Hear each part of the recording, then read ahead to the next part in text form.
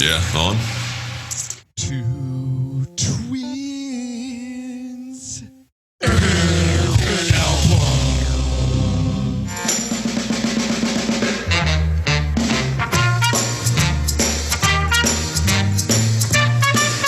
Yeah, baby.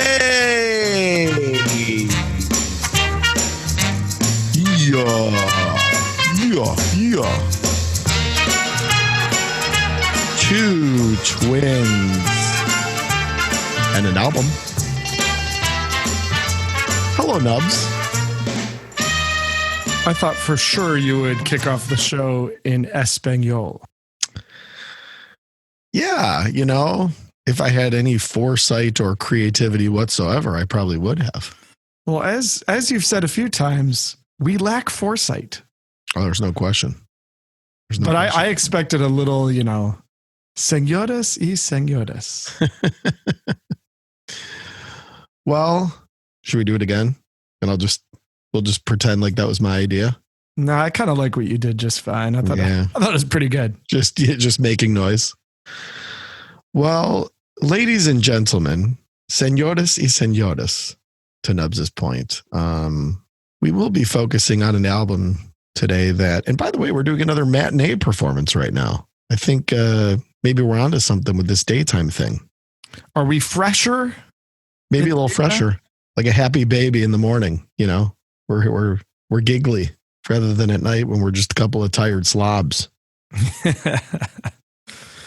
But this should be a very interesting discussion about a very interesting album that was made 30 years ago, which is pretty amazing. I mean, we've had a lot of moments on the old podcast here of feeling old, but the fact that Jane's Addiction's Ritual De Lo Habitual, which is the subject of episode 13 today, the fact that it's 30 years old makes me feel elderly.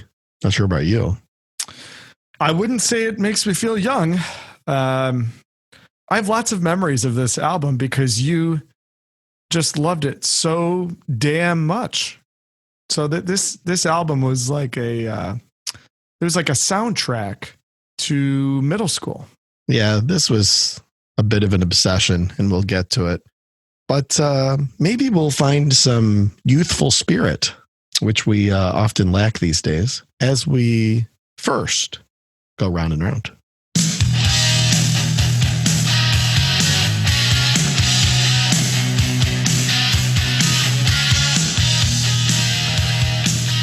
Nubs, what's on the musical radar from an album standpoint here lately, buddy? I'm very picky about my Thin Lizzy. I don't know if that's a band that you fancy, but sure. Thin Lizzy is one of those interesting bands that their albums were either like incredible or awful. and there was no sense to it. There didn't seem to be a rhythm. There were no 2 or 3 album runs from Thin Lizzy. They seemed to pick and choose their spots. So I recently got a copy of Vagabonds of the Western World, which is certainly in the fantastic category when you talk about Thin Lizzy. An excellent album, one that's a little bit hard to find on vinyl, but they've done some reissues that I was able to get my hands on one of those. Marillion's Script for a Jester's Tear, which is considered kind of one of those early 80s progressive rock classics. Marillion, of course, with Fish on lead vocals, who sounds a heck of a lot like Peter Gabriel. That album is really considered one of those early 80s classics in terms of British prog. And so Script for a Jester's Tear has been rounded round, especially because they just did a surround sound remaster, a 5.1 surround sound, which is kind of one of those things I'm into. I like to buy classic albums at surround sound and hear what they sound like in 5 channels. So that's one of them. And then Fate's Warning, another kind of prog metal band that's been around forever. The album Inside Out, which again just did a reissue for on vinyl. And so you're able to buy it for less than $150, which is a lot of fun. So kind of 3 reissued things that I've been getting into and digging. Now that we're approaching fall, my musical tastes start to change a little bit. I start to get back into a little more metal and a little more hard rock stuff. Because, summer is for the hippie music. Fall is for the rock. Oh yeah, there's a seasonality to this, no question. Checking in, how did your virtual record store day end up? It ended up with overpaying for about 4 items from eBay and Discogs. Yeah, I ended up picking up everything I wanted, but I would say paid a premium for it. Yeah.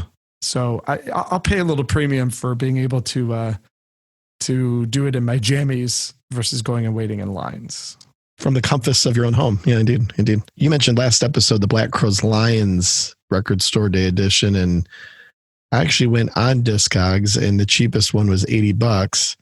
And then some saint within the comments section said, "Hey, if you want this for $30, brand new from a legitimate retailer, here's the link." And I got it. So that was my one purchase that I basically got at, retail price, thanks to some fine patron out there who was looking out for his brother. So, thank you. That's a good score. I can assure you I did not pay $30 for it. But if you multiply that number by 2, you're in the ballpark. So, T, what is rounded round for you? Well, I'm going to start with the John Spencer Blues Explosion, which, certainly an all-time, top 15, I would say, group for me, and a wonderful show that you and I went to many years ago, and probably one of the more memorable concerts I think we've been to together. I mean, just wow, those guys truly are an explosion, when you go to see them live. But the Orange album, probably my favorite from them, although it's always hard to, their albums each kind of have their own identity, but been really getting into the Orange record, which is really the one that kind of got me hooked on those guys in the first place. The second, something a little different, is the Elvis Presley Live Madison Square Garden double LP set. Just an amazing version of You've Lost That Loving Feeling on there, where, the King just absolutely destroys it. And this was sort of in the kind of early Fat Elvis stage, I would say. He wasn't all in, he wasn't fully expanded, but he was starting to work on it a little bit. And really great performance. And listening to the crowd on those live recordings is sometimes just as interesting as listening to the performance. But his band was really tight at this time. It was, I think probably one of his best live performances. And by the way, that it's kind of hilarious that, that record of Elvis just talking to the crowd. Yes. Do you know about this? Yes.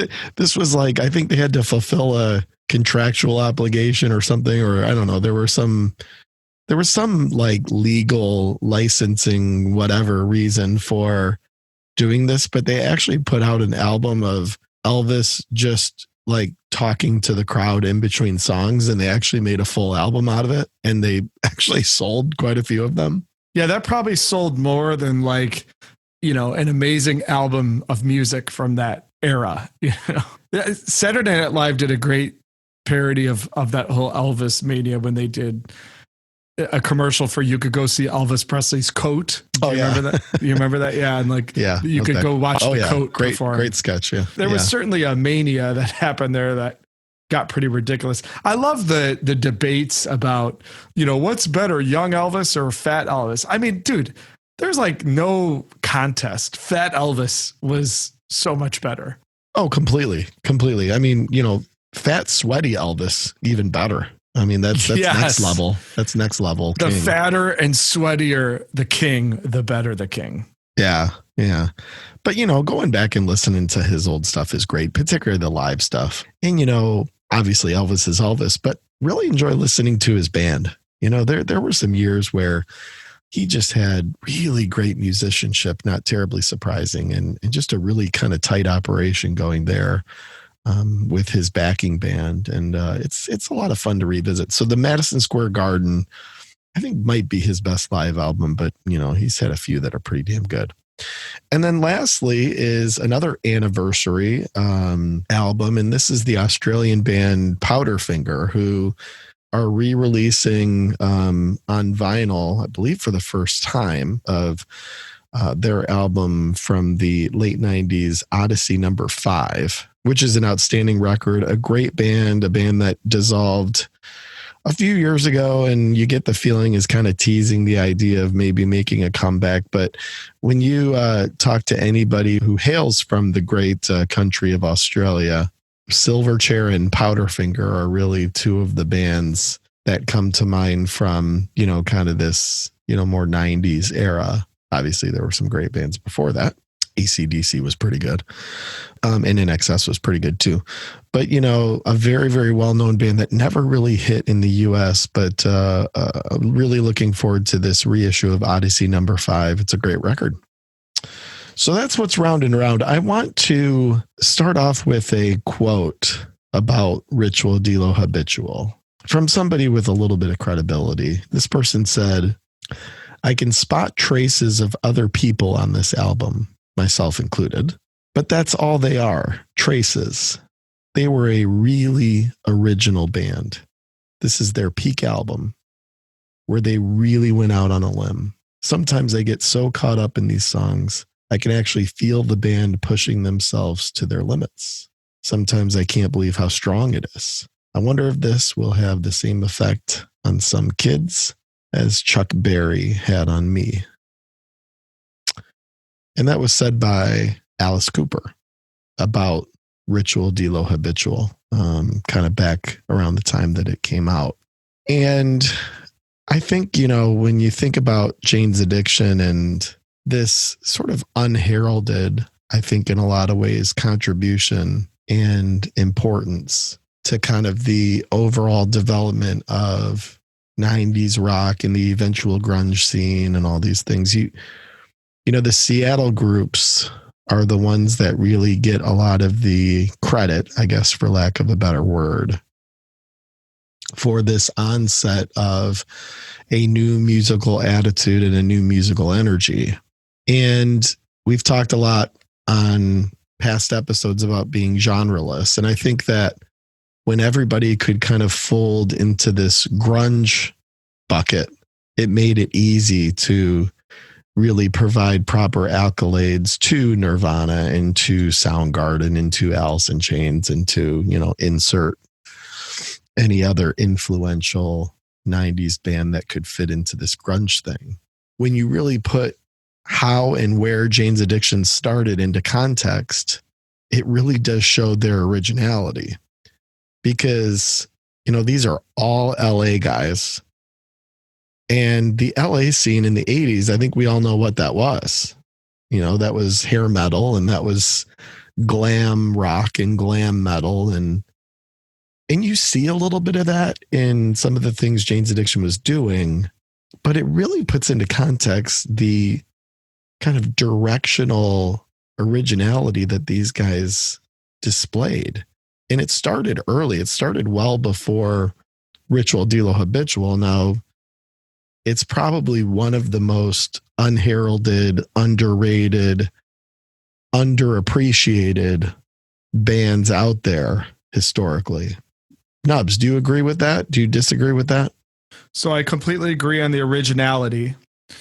This is a band that truly created its own sound and its own style. You've got four very, very unique musicians coming together. It's certainly hard for me to say that an album that went 2 times platinum is unheralded. I do think it's a good example of a band that was a little mismanaged. And I'm not putting that on an external factor. I'm putting that on the aforementioned 4 members who maybe got a little caught up on their own brilliance and forgot that being a band is much more than just the creative process. There's other things involved. Mm-hmm. And just like so many albums that we talk about in our discussions, you're talking about young artists. You're talking about people that aren't seasoned. They haven't learned a lot about the business. They haven't learned a lot about the ins and outs of working together as a team or what it takes to survive in such a fast moving organization like Jane's Addiction had to be right around 1990. But I think what really hurt them is their inability to manage being a band. And, pretty soon after this album, you saw things really start to fall apart. And they've certainly done the reunion tours and, the nostalgia circuit and things like that. But none of that will ever capture the original glory of what we're going to talk about here in this edition. So, and while it's great to have them still around and still active and doing things here and there, it's disappointing that the greatness was not truly realized. Things were falling apart even before this process started. And why don't we get into it here with the nerdy deets, which last time I checked are done dirt cheap. You want some dirty deeds? Yeah. You want some dirty deeds? Ritual De Lo Habitual was the second and in its original form, final studio album by Jane's Addiction, which was released on August 21st of 1990. The band members, as Nubs mentioned, a very important part of this entire story, not just in terms of playing, but in terms of personalities and in terms of lifestyles. 4 athletes, I would say, on their instruments, all 4 of them, each just as important as the other, which actually gets into the conversation about some of this conflict that arose. But first, focusing on these 4 guys, all Southern California guys, all Los Angeles area guys, that certainly had an artistic approach in common and in a lot of ways a musical approach in common of wanting to do something different. Jane's Addiction is probably the ultimate example of the anti-hair metal, anti-glam metal thing that arose in the early 90s. And obviously with this album coming out in 1990, which is a year before Nirvana's Nevermind, you can probably safely say that this was the first time where people really took notice of something different happening. And a lot of that had to do with these 4 band members. We'll start with Steve Perkins, the drummer, who is a fantastically underrated rock drummer and percussionist. I think he's a true percussionist, not somebody who just gets behind a drum set and beats and bangs. And certainly there are a lot of examples on this album and really on what Steve Perkins continued to do, because he drummed with Porno for Pyros, which was the post Jane's Addiction project, and has been not only kind of the most reliable member of this band and this project. Stephen Perkins was the most low drama of the group. He was the most, positive energy contributor of the group, and really avoided a lot of this intra-conflict that he eventually broke the group down. And you almost kind of feel bad for Steve Perkins a little bit in the way that things shook out, because while you could point to the 3 other members as having plenty of blame as to how things ended up, you can't really point to Perkins as being the supplier of drama in any way whatsoever. And obviously the resident drummer of the old podcast here, Nubs, interested in your quick thoughts on Steve Perkins as a drummer. The drummer never causes problems in the band, ever. See, I knew you were going to say that. Stephen Perkins is a great percussionist. He's very unique, just like all 4 of these members. Not one of these musicians were typical at their instrument. And Stephen Perkins epitomizes that maybe more than the other 3. Very, very unique artists that combine to make up this group. I'm going to mention Perry Ferrell next.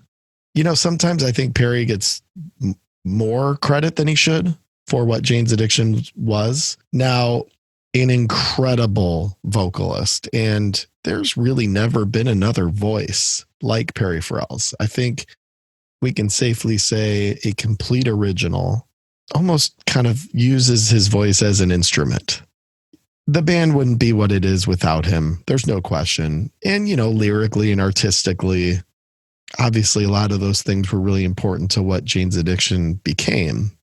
He's clearly a pretty zany artist who oftentimes seemed to have trouble keeping groups or keeping dynamics together. And almost to your point from the get-go, Nubs, a guy who sort of was thrusted into the frontman role and thrusted into the CEO role of, it could be argued, of this band and certainly of many other projects that followed, and just never seemed to really be able to keep things solid and keep things together.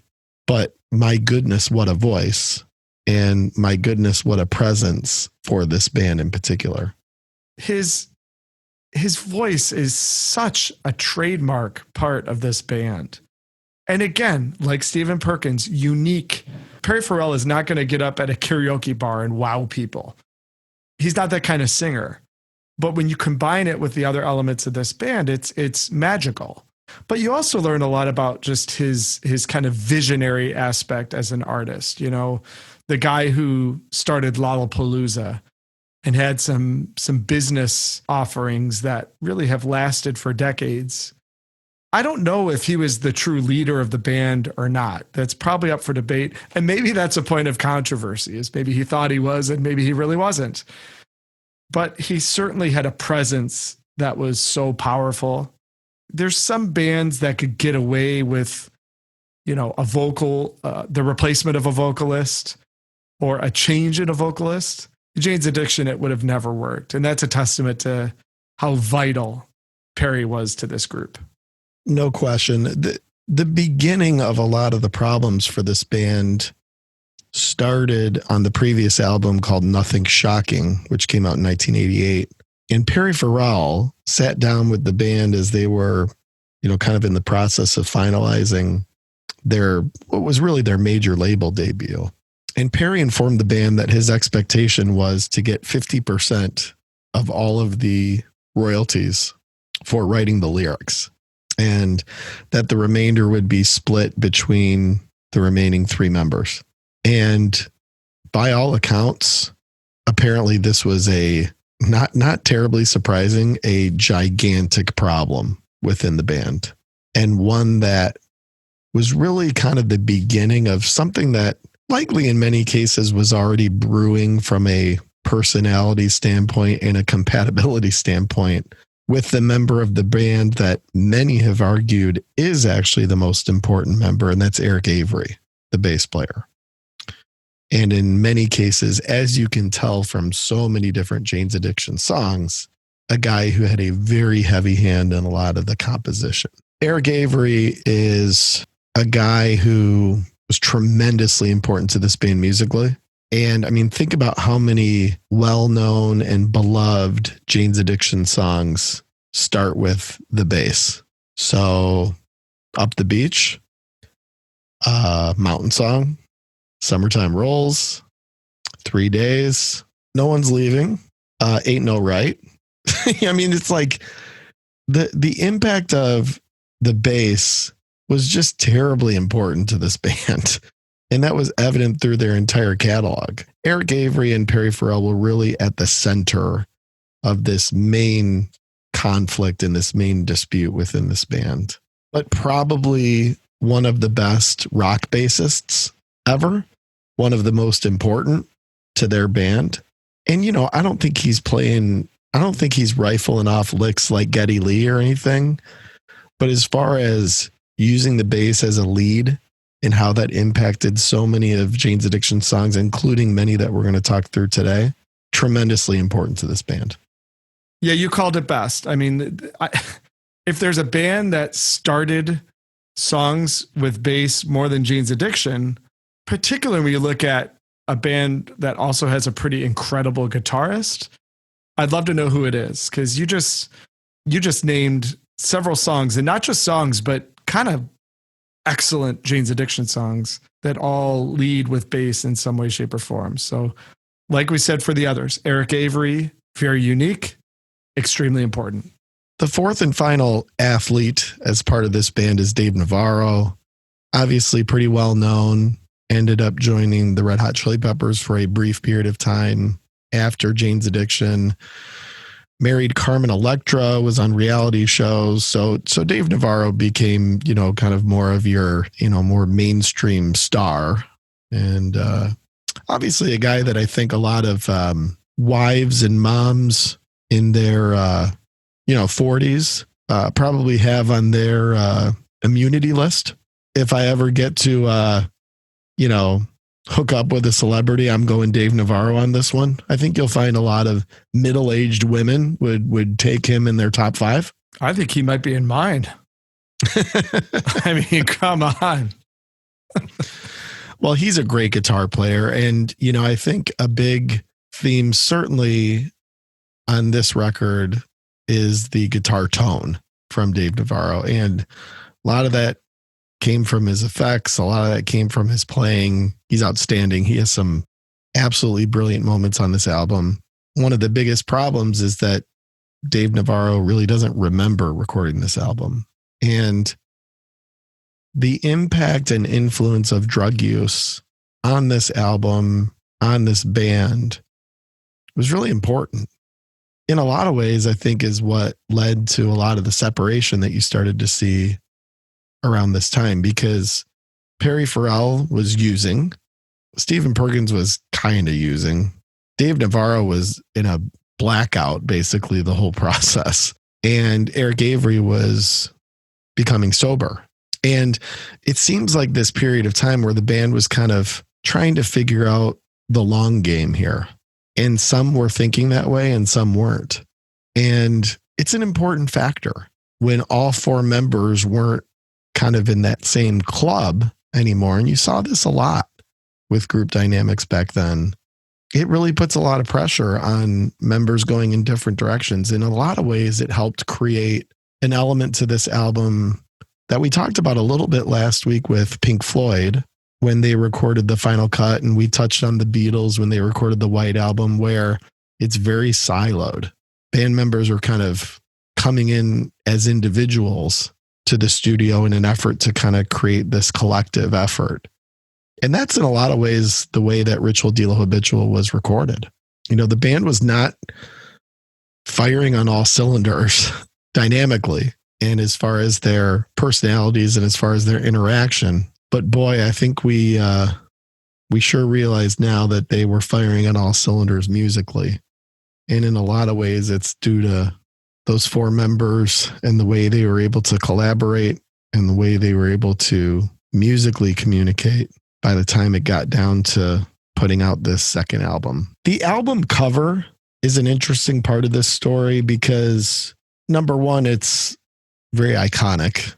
It also kind of ties in artistically to part of the story of this album and the story of one track in particular. But also there were actually 2 covers. There had to be an alternate cover because of the paper mache nudity that exists on the original. So what they did is they put out a second version that had an all white cover that contains the text of the First Amendment, which is the freedom of speech, amendment of the Constitution, which was a little bit of an FU to everybody because there were a lot of retailers at that point that wouldn't carry Ritual based on the original album cover. My understanding is it was a statue of paper mache that Perry and, one of his artistic girlfriends at the time helped put together, and it depicts really the lyrical content of the song 3 Days. And I don't want to get too into Perry Farrell's world because we'll be here for hours if we decide to do that as far as themes and lyrics. But I guess the best way to say it is it depicts a menage a trois, if you will, that Perry and his girlfriend were experiencing over a weekend of probably some substances and apparently some good times had by all. No substances. So that's just good, clean fun. So that's what's being depicted. And, it probably is sort of tame by today's standards, but 30 years ago, this album cover was pretty risque, pretty randy, if you will, and caused some controversy. Let's get to the wonder stories. I'm very interested in your past and current thoughts on Jane's Addiction and their impact on your musical experience. So let's get to it.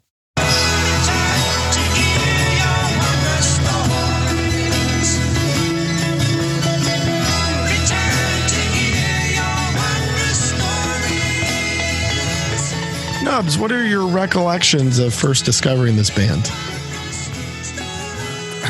I don't know, just you for 3 years, just basically listening to nothing else. Yeah. Guilty. Me with my Yes and Genesis albums in my room and through the bedroom wall that, was next to mine, hearing, I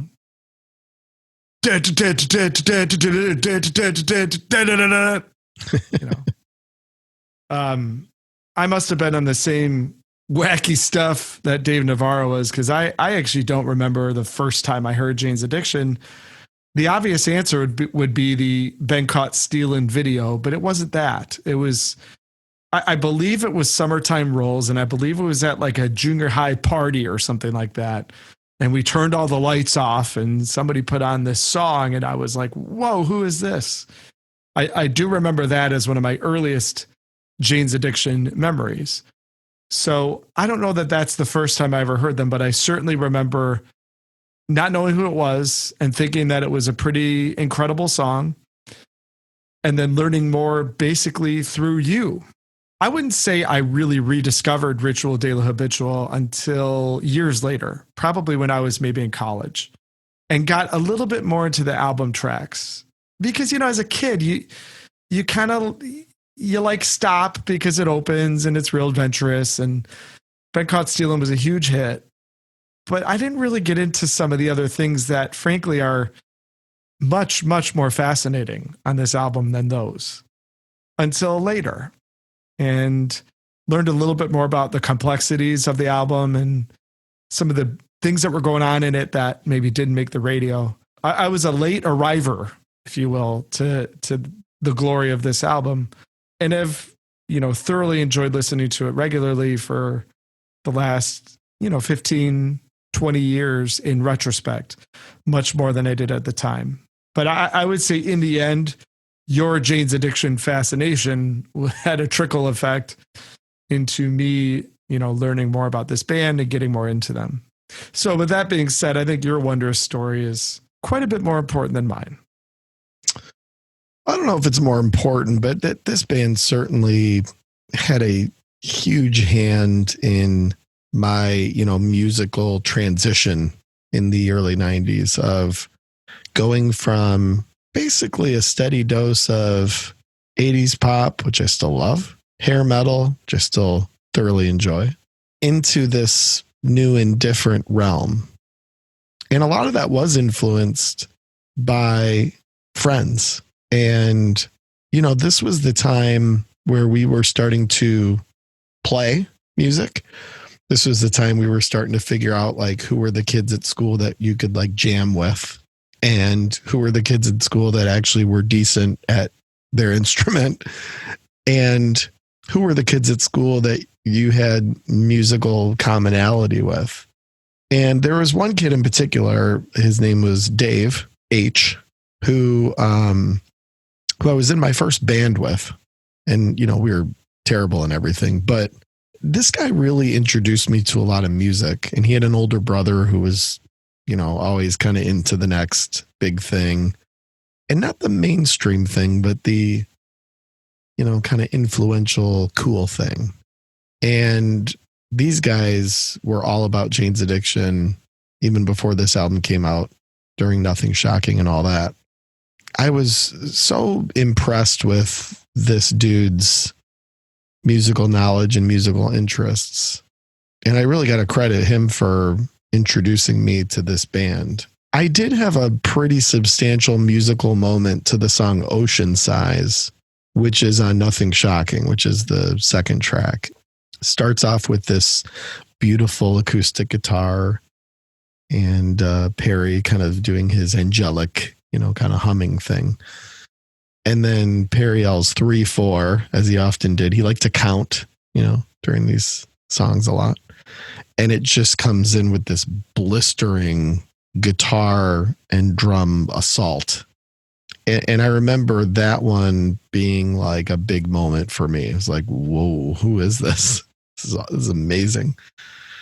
And that was probably right around the time that Ritual either had come out or was sort of in the process of coming out. I really got this band. I really kind of understood what they were going for and what they were doing, albeit it was very eclectic and very diverse. But there was just something about them that was a very, very important thing for me. And we talked previously about the albums of the year. Well, Ritual De Lo Habitual is my first ever album of the year in 1990. And it's up on the wall, and it will always be the first one that kicked off this annual assessment of album of the year that we've done for the 30 years since. The other big thing actually happened more recently with this record, and that's when Jane's Addiction went on the Ritual De Lo Habitual tour in 2016, where they were playing the album in full. I don't know if you remember, we had our tickets, and they were fine. They were kind of in the middle of the venue and sort of in the middle as far as how many rows back. And the day of, I found a single front row ticket on one of the resale websites or whatever for not that much money because it was a single ticket. And I jumped on it, and Dinosaur Jr. and Living Color played. And I remember, sitting with you guys and hanging out with you guys during, but once Jane's Addiction started, I actually went to the front solo and was basically right in front of Dave Navarro and Perry the entire show, and got to experience them playing this record start to finish, which you just never thought you'd see. And it was special. It was an incredible show. They were really on, and being able to be that close to the band and be that close to this, album being played in full on that tour was really special, and glad we were able to go see that. I'm so glad we could check the box. It was awesome in its presentation. The sound sounded like, some guys who were maybe a little past their pure musical prime. Particularly Perry, he's never been known for being a stellar live performer in terms of vocal performance. But the energy and the presence and all the things that you would want to see if Jane's Addiction was going to play this incredibly beloved album top to bottom, they were all there. And you got to see some songs that you probably would never otherwise see them play if they were doing more of a nostalgia or greatest hits type of show. So I thought that was really cool. It was awesome that you had the chance to do that. All right. Well, and I agreed. Seeing that show was special, and it was great. And they had actually, Eric Avery rejoined the band for a rather quick tour with Nine Inch Nails a few years before that. But as per usual, Eric and Perry just couldn't get it together, and that ended up being, basically a flash in the pan. But we were able to go see that show as well, which was great. I mean, seeing them with Eric is just something you certainly didn't think you would ever see. And while it was only once, and it'll probably only be once for until the end of time here, glad we got to see both those things. Let's dig into it. We got 9 tracks as we drop the needle.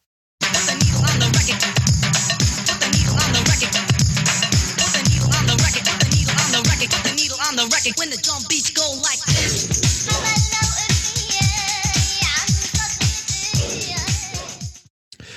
Ladies and gentlemen, we have more influence over your children than you do, but we love them. Born and raised in Los Angeles, Jane's Addiction. That is what you hear, albeit in Espanol, to kick off with the rather well-known track 1, Stop.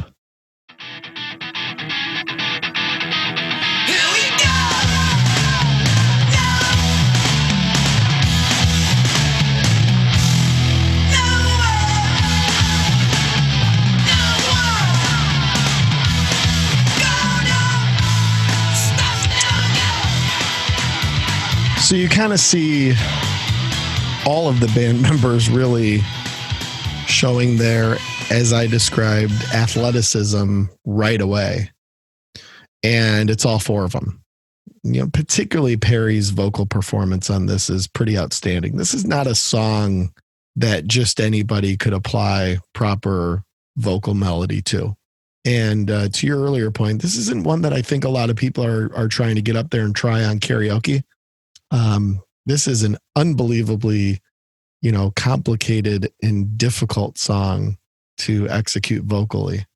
And it's a really critical part of it. The energy, it's kind of fitting that the track has an exclamation point on it, because I think that's really what you're getting musically. Slows down a little bit in the middle section, which kind of gives you a little bit of a breather. And then Navarro just rips a solo. Perry has the a cappella vocal section, and then right to the outro. I mean, it's a really well-constructed song. And I think, if somebody popped this record in, even somebody that knew about Nothing Shocking and was kind of into the band, the way it was produced, and Dave Jordan, by the way, is on production, and a very, clean, layered, excellent rock producer at that time, was able to capture the energy of Stop and present it properly right from the get-go. I think it's a really important way to start this record. Quintessential opener. Could you imagine this song in any other sequence on the album? I mean, it just... Absolutely not, yeah. It just works so perfectly to kick things off. Very up-tempo. This band shows a lot of different cards within an album. They can be spacey and they can be groovy, but here they're just sort of rocking out. It might even be a hair rollicking, I must admit, until you get some dynamics in that kind of late song breakdown when it goes into just the a cappella. That to me is some of the kind of genius behind the song. Is they break it down to voice and then they do this slurry kind of re-entry back into the main riff. It's just insanely cool. Now here's the important question. Can you do the a cappella part? Do you have it memorized, and could you do it right now? We did not plan this, ladies and gentlemen. I could try. I probably mess up a couple words, but I could try. Let's hear it. Are you ready? Yeah. Let's give this a shot. We got Dave ripping a solo right here.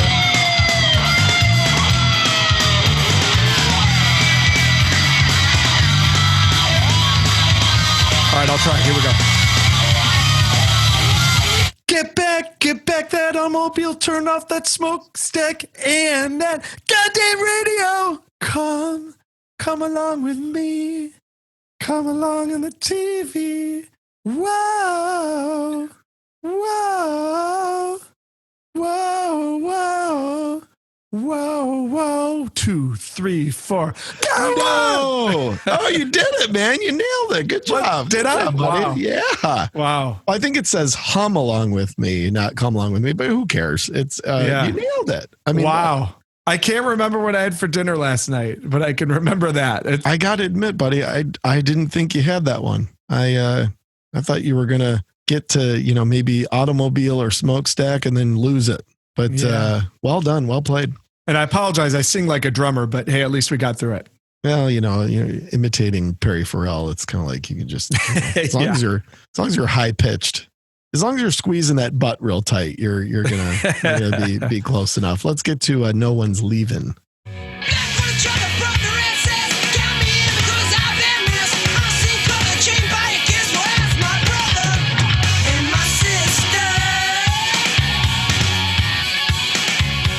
So you mentioned earlier, this one, kicks off with the bass and drums. And listen, from a rhythm section standpoint, this is one that I do think is unheralded. I mean, you got Eric Avery and Steve Perkins when they're locked in, complementing these big fat. I mean, Eric Avery played big fat grooves and chords and octaves. I mean, he really had command over the bass.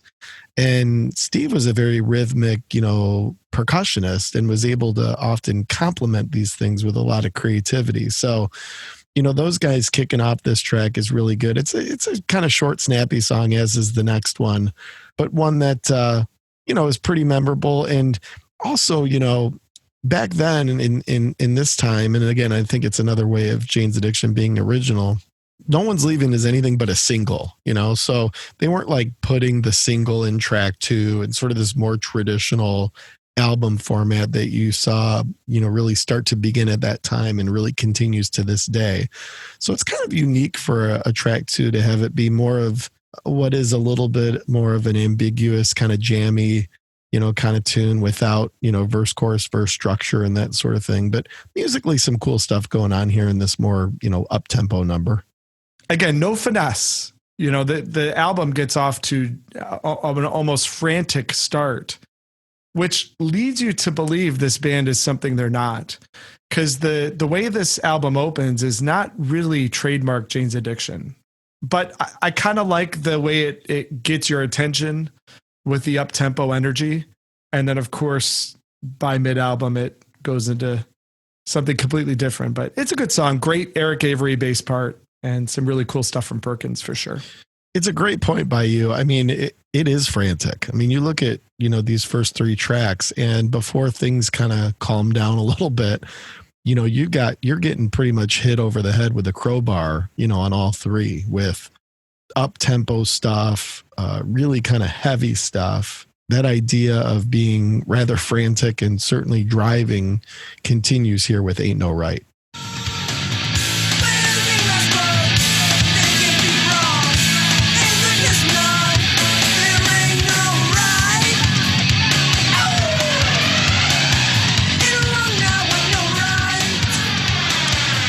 The thing that always really jumps out at me about Ain't No Right, which again, this continued franticness, is Dave Navarro's guitar tone. This really, you hear that finger picky thing that you hear him do often with those kind of sweeping chorus effects on it. It's just beautiful guitar tone.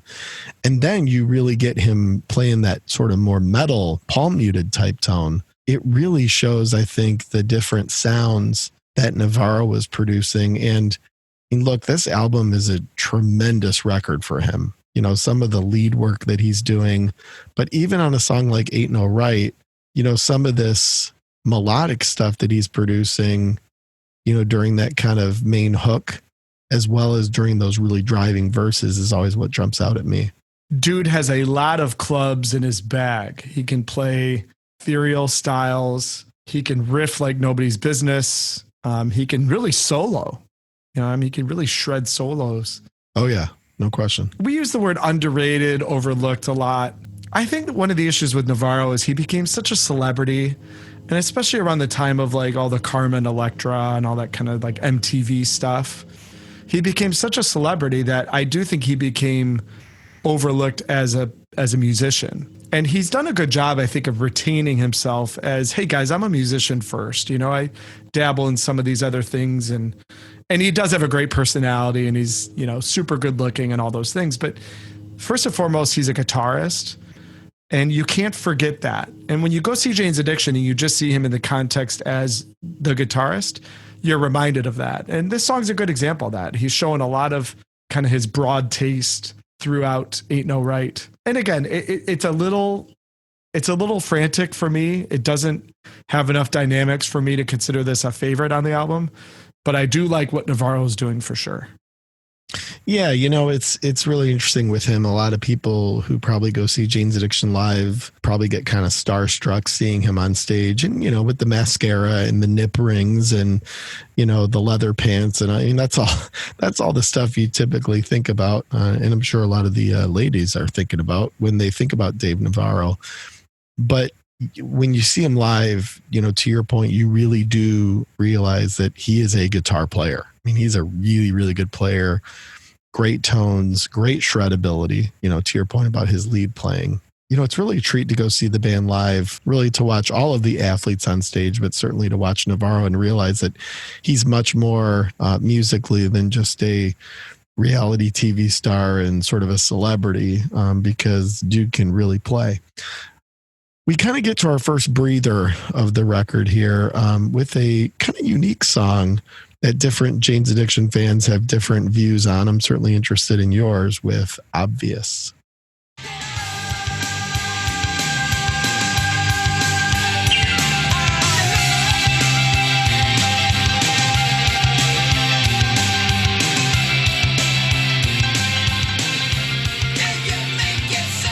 So, Nubs, correct me if I'm wrong. I think So when we were at the Ritual show and I went up to the front row and all that, and, you know, we had this moment, as we do always after a show, where we kind of do our debrief.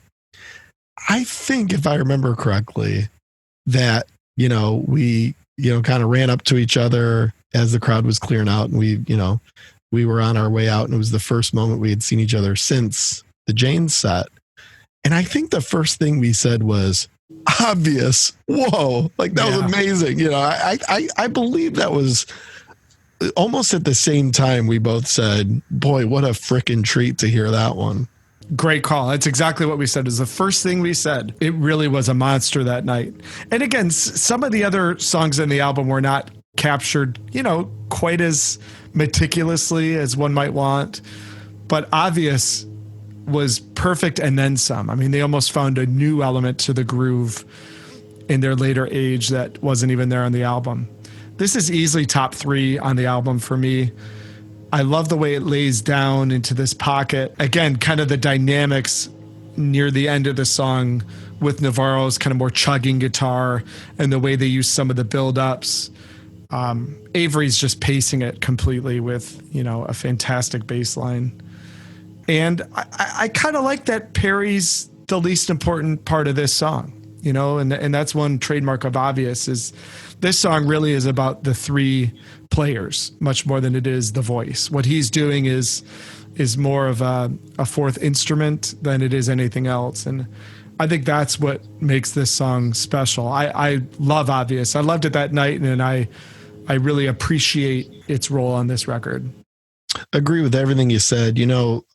And I don't know if it was Perry that had enough awareness to sort of sit back on this one, or if, you know, Eric and Dave and Perkins had to, like, you know, handcuff him to the, you know, floor in order to get him to have a little bit less presence. Because certainly the latter. Yeah, exactly. Perry Ferrell is a fan of his own presence, I think it's fair to say. But however it happened, or maybe it was Dave Jordan, who knows? But however it happened, you know, this musical odyssey that Obvious really is, and to your point, not as reliant on the vocals, kind of goes along with what I was saying earlier, in that oftentimes Perry gets pointed to as the indisputable most important element of this band, and a song like this kind of reminds you otherwise. So here we go with the top 40 hit for Jane's Addiction, which sort of made them mainstream. Certainly a bizarre and memorable video on MTV, with a very beloved song, and certainly probably the most well-known song by these guys, and Been Caught Stealing.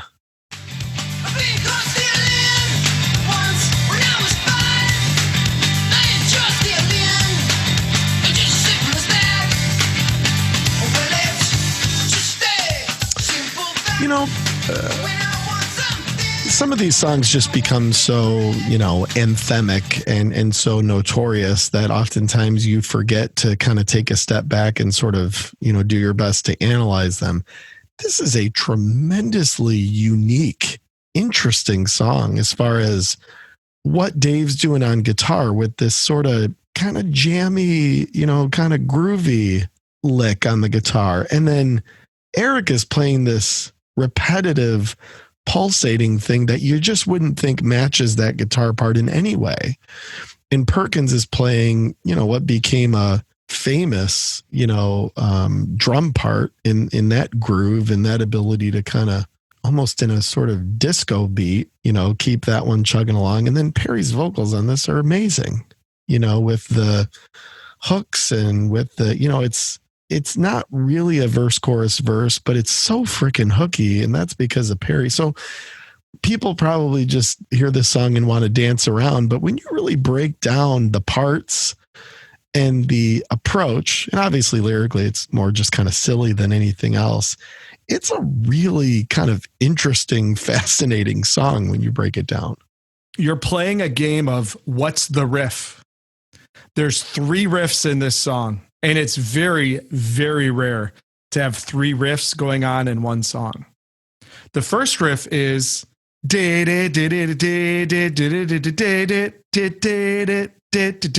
now who's playing that riff? That would be Navarro. Correct. So that's riff number 1. That's Dave Navarro playing the guitar riff. Riff number 2, just as much a riff, is do do do do do do do do do do do do do do do do do do do. Now who's that?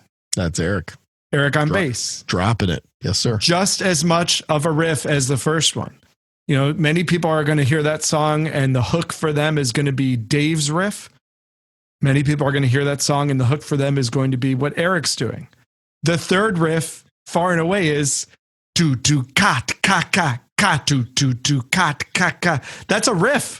That's not a drum part. That's a riff. Oh yeah, with that hi-hat opening and closing too, which is providing that groove to it. Exactly. So when you go to a Jane's Addiction show and they're playing this song, or if you were in a club or something in the 90s and this song was playing, people are grooving to that riff, not that drum part, but that riff. He's a very melodic drummer. And in this case, he's doing something that's just as catchy as what the others are doing. So 3 riffs in one song means that it's going to be one of those universally loved songs, which it certainly became to be. I mean, moms loved Been Caught Stealing just as much as kids, right? And I think that's because different ears can pick out different things within the song. I wouldn't say it's one of my favorites on the album, but I so appreciate its musicality and what it did by combining all these personalities into this one hit single. Indeed. And really provides, I think, a great prelude to really the epic of this album. And a lot of people probably think I'm just talking about 3 days, but I'm actually talking about the next 2 tracks. In a lot of ways, I've always kind of grouped them together, which is, difficult because that makes for an 18-minute experience. But I really think the next 2 songs, in a lot of ways, from a storytelling standpoint, from a lyrical standpoint, and most importantly, from a tremendously epic, important musical standpoint, that these 2 songs work together in a way that's very, very tremendous and very, very important. And that starts with clocking in at 10 minutes, 50 seconds in 3 parts, 3 days.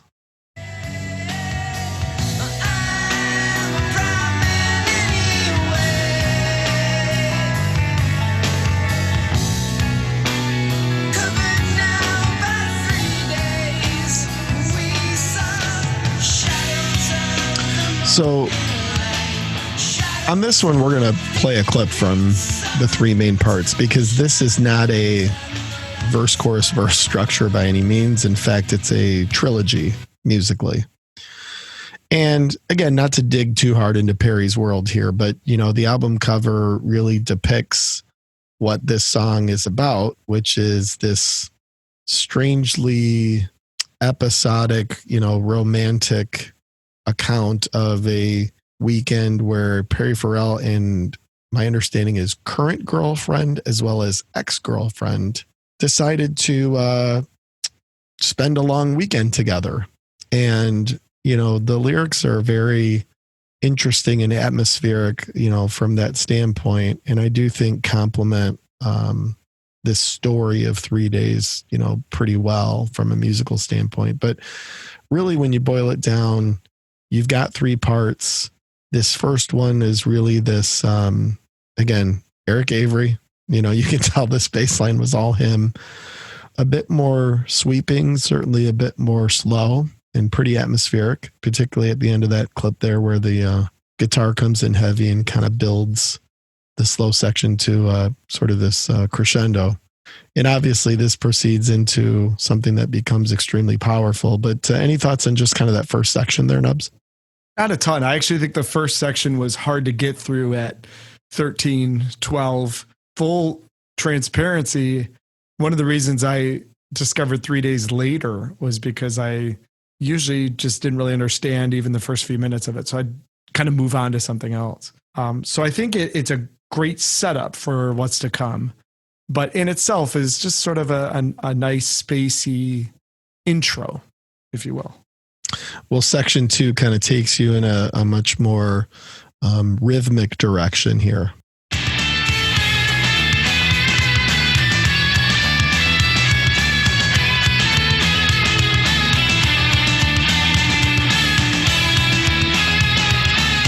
And obviously this is rather iconic solo from Dave Navarro in the moment of the song where, he really rips it. And, the drums that Perkins is providing during this, I mean, if you listen to all the intricacies of what he's doing, he was really good at using both hands. I mean, there's a lot going on there. And of course, Avery just with this pulsating, driving bass beat behind it. It's a really powerful section musically here in the middle of this trilogy of 3 days. We talked about Pink Floyd's epics last week. This song is extremely Floyd in just the overall thoughtfulness that they put into it, the build, the kind of story that is being told musically. This song really is paced by this section right here. This is the bridge between the kind of psychedelic introduction and then the huge, huge grand epicness of the last few minutes. We'll give you a little bit of that final section, and I agree, it is grand and it is epic.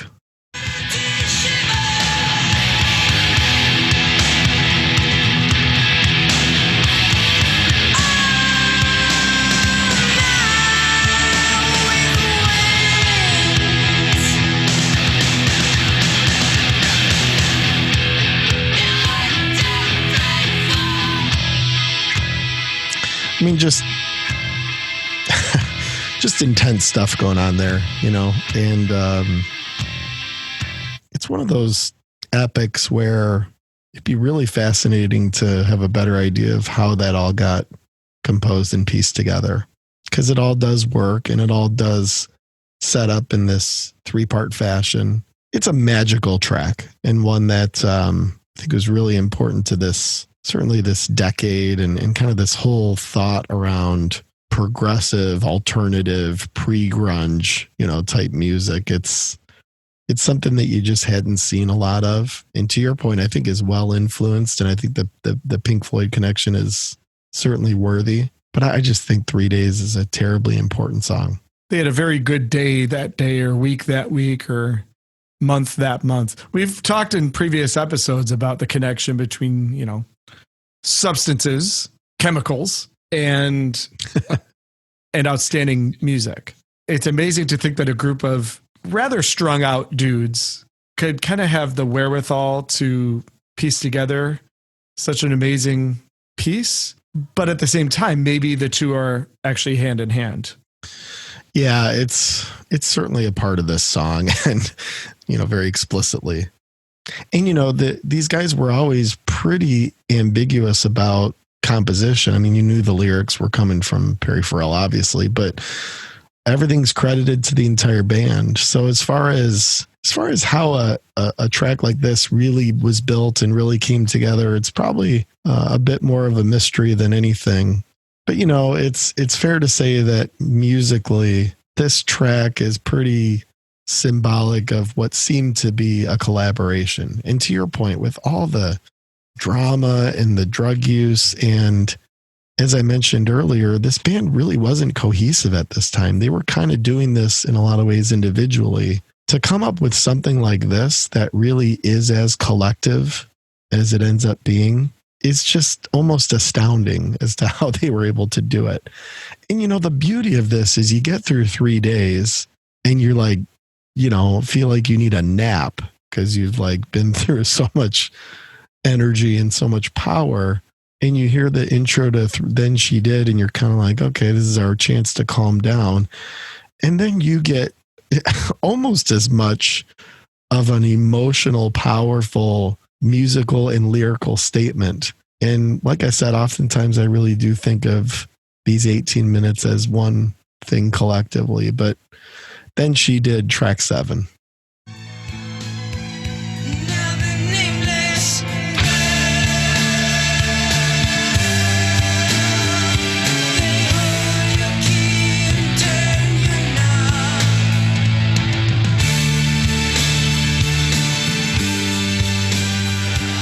So I'm just going to throw this out there. Best song on the album? Probably. I go back and forth on this, 3 days, and Obvious. Obvious usually would get the bronze medal. at most times. It's this in 3 days. I go back and forth. In the end, I think Then She Did is just a little more majestic. I love the strings. Yeah. I think the strings maybe break the tie. And just the rhythms that they're exploring when they get to the heavy peak of the song just create such an atmosphere of just complete. It's kind of blowing your mind at that moment. Lyrically, a lot going on here. Perry had a ex-girlfriend who was the aforementioned participant in 3 days that died of a drug overdose. And Then She Did, directly relates to that. Perry Farrell's mother committed suicide when he was 4 years old. And sort of the back half lyrically relates to that.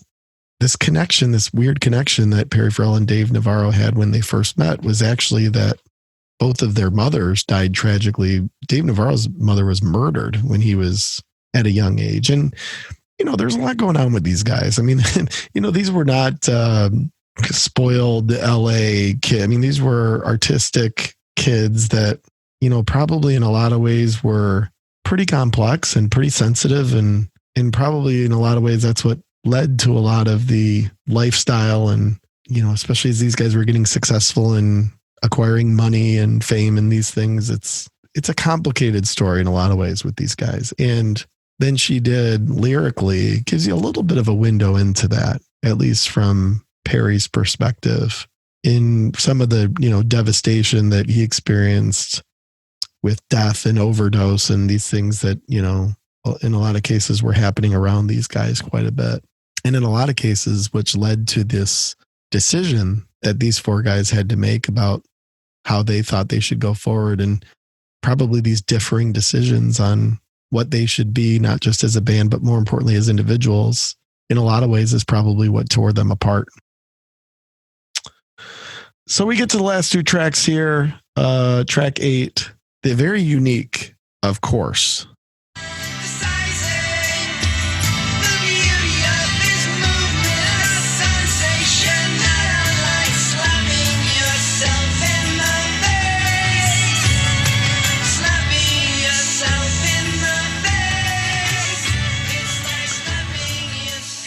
So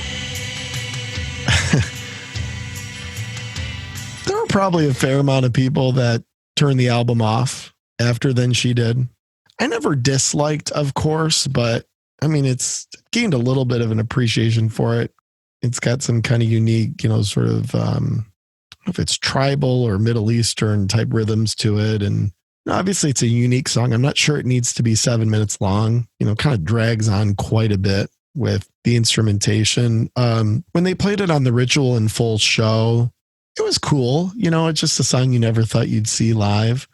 But I always see this is kind of the beginning of coming back to earth a little bit particularly after Then She Did, where your, head is spinning a little bit. Think of this album as a long flight, like a transcontinental flight or something. And Then She Did is when the wheels hit the runway, the plane is landed, and the final two songs are like that long taxi, getting to the jetway and finally getting your feet back on planet Earth. Both songs have their moments, but the album ends with a thud more than an explosion. So I kind of am one of those people that tend to think that it ends after Then She Did, after those final notes. I don't spend a lot of time with either one of these songs, but I kind of dig like the idea behind the song, but yeah, it's crazy long and it never really goes anywhere. Yeah. And then things close up with Classic Girl.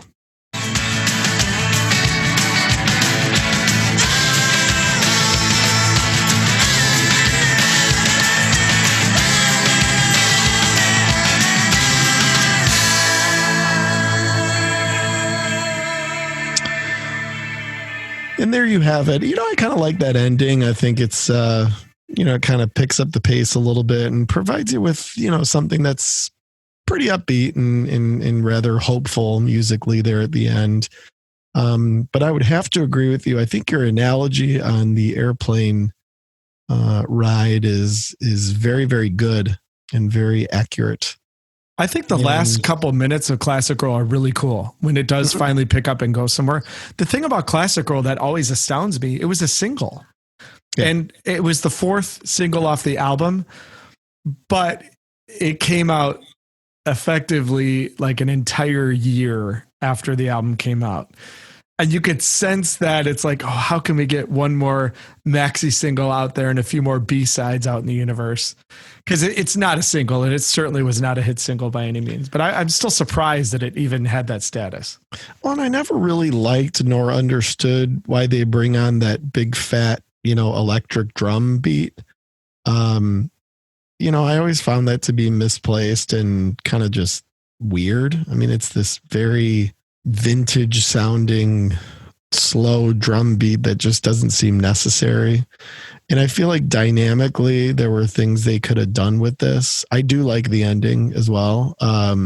But yeah, it's a bit of a yawner before you get to that part. And a lot of people love this song, and I'm not sure how much of that's lyrical versus musical, but it kind of falls off a cliff here. You have this like unbelievable power and intensity.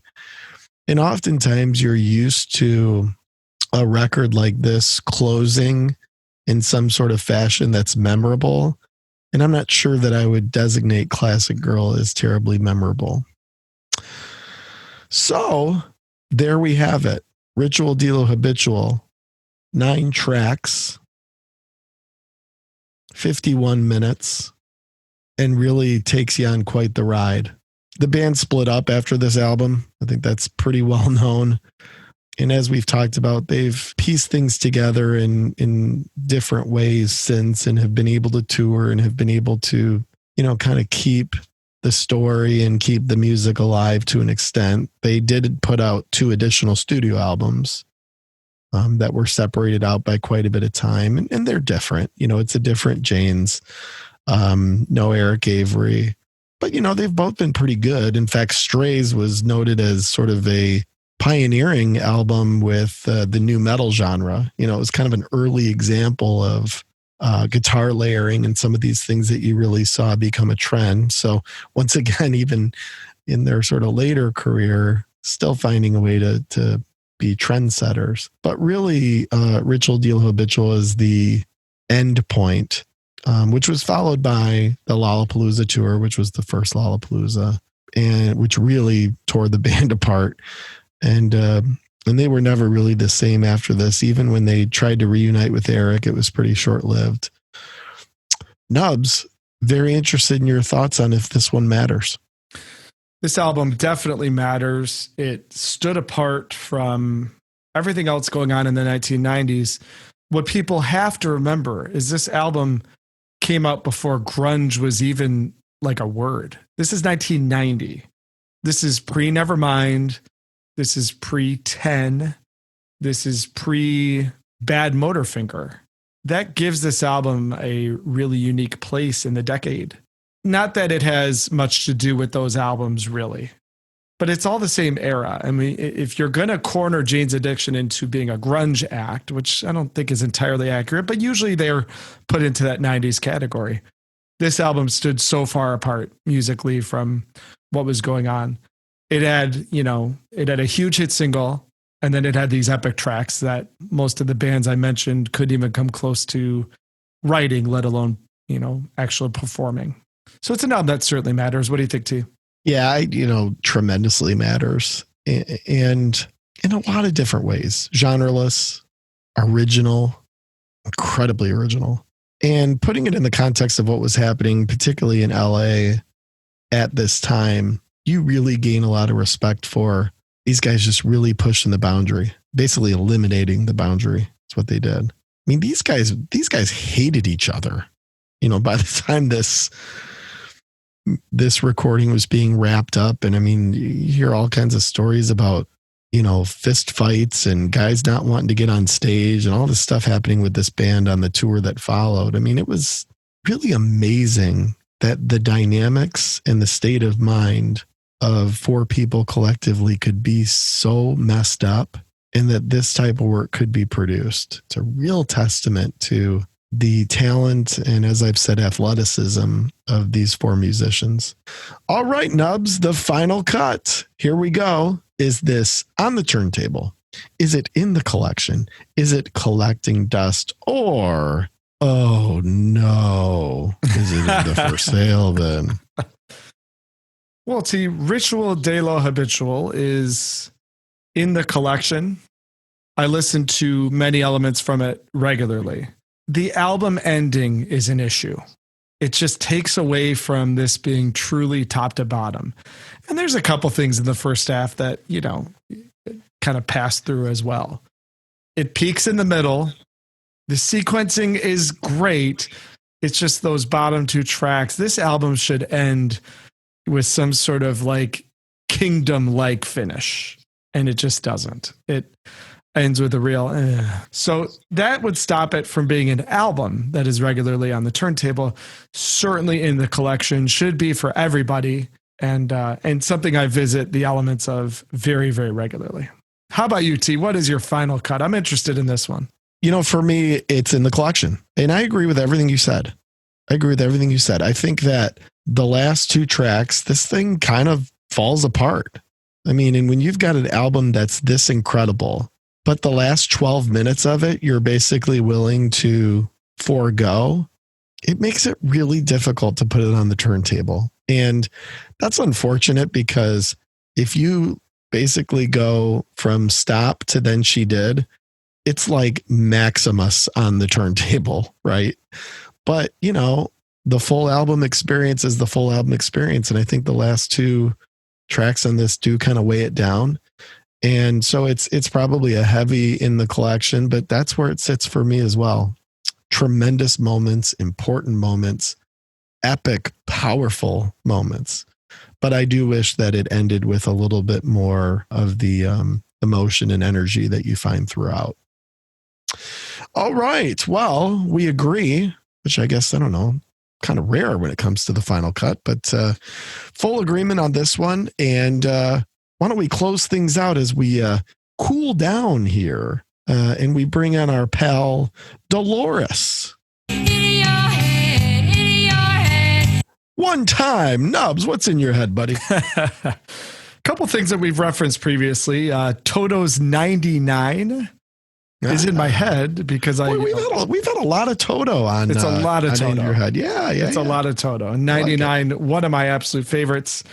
We touched on the band Saliva in an indirect way during the Our Lady Peace episode. And Rest in Pieces is a really great song, no matter how you add it up. It's just a very, very well composed song.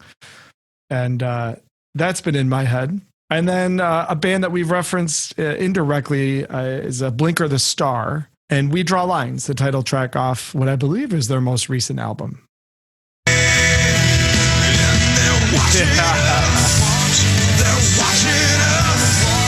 There it is. There it is. Hey, great call on Blinker the Star. Fantastic band. Glad they're in your head. They are really good.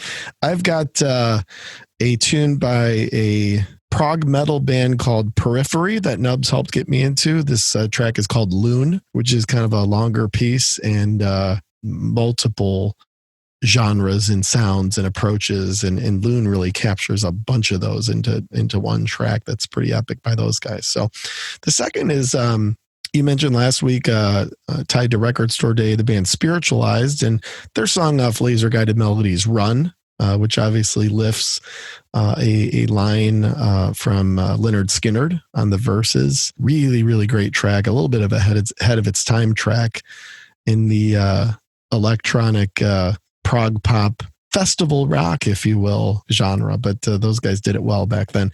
And then the third is by U2 off the Octung Baby album, one of my favorites from those guys. The opener, Zoo Station, which is certainly one of my favorite U2 songs. And you brought U2 to Round and Round, I believe, a couple episodes ago, and got me thinking that I really like that track, Zoo Station. So Octung Baby and Pop have been great pandemic albums for me. I've really put those on the rotation a lot during this whole ordeal. I'm not sure why, but they've just sounded extra good during the pandemic. Well, that's good to know. Hey, listen, we We need all the help we can get as we plow through this thing. Nubs, great talking about this important, unique, outstanding collection of athletes that is Jane's Addiction with you. And hope you enjoyed the conversation. I sure did. Loved it. It was a nice trip down a memory lane that is flooded with memories of you in your room listening to this album at full blast. Indeed. Make sure to check us out. We are on the Twitter. We are on the Spotify. We're on the Apple Podcast. We're all over the interwebs, if you really think about it. And let us know how we're doing. Let us know if you have any suggestions and what you think of the episodes of the old podcast here as we continue forward here. And we'll see you again very soon for the next episode, which I think will be 14 here on Two Twins and an Album. Two twins and an album. Well, that's about it. That's all we have. I hope it wasn't too disappointing. We will see you on tour. Until then, take it easy.